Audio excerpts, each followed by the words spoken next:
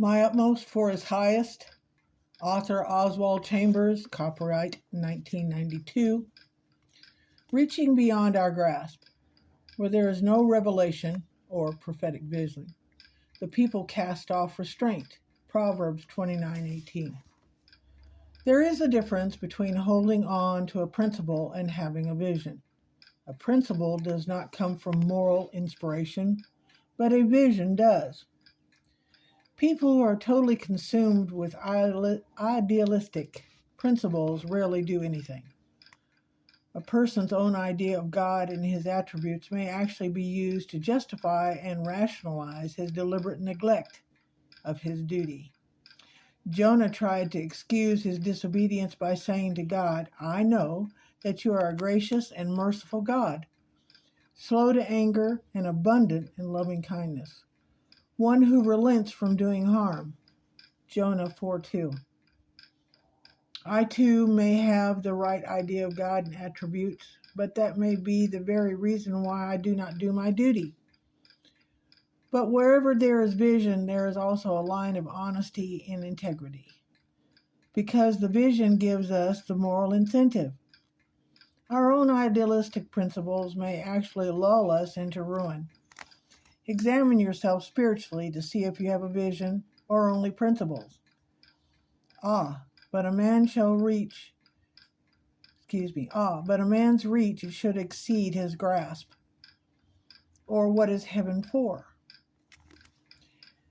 Where there is no revelation or prophetic vision, once we lose sight of God, we begin to be reckless. We cast off certain restraints from activities we know are wrong. We set prayer aside as well and cease having God's vision in the little things of life.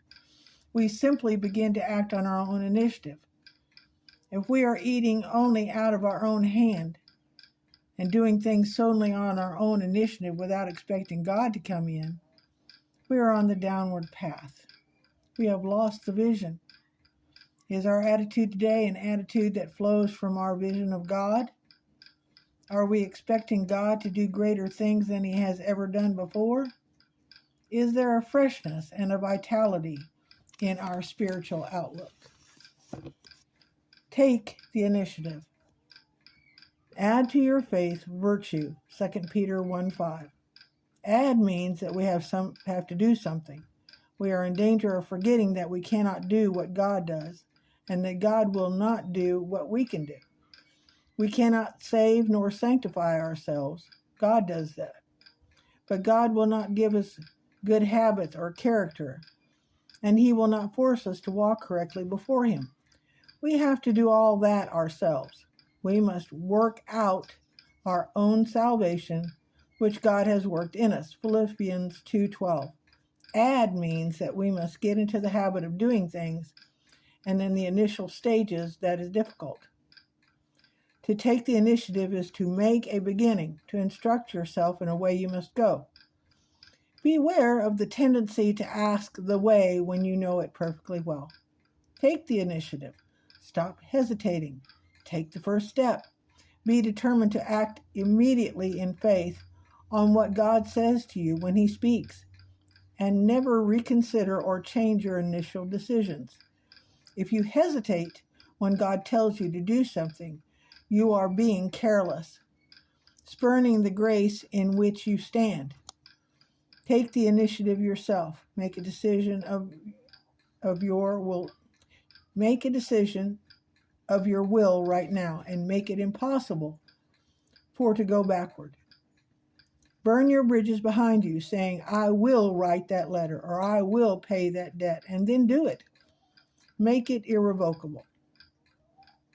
We have to get into the habit of carefully listening to God about everything, forming the habit of finding out what He is saying and heeding it.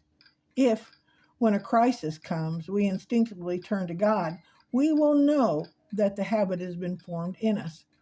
We have to take the initiative where we are, not where we have not yet been.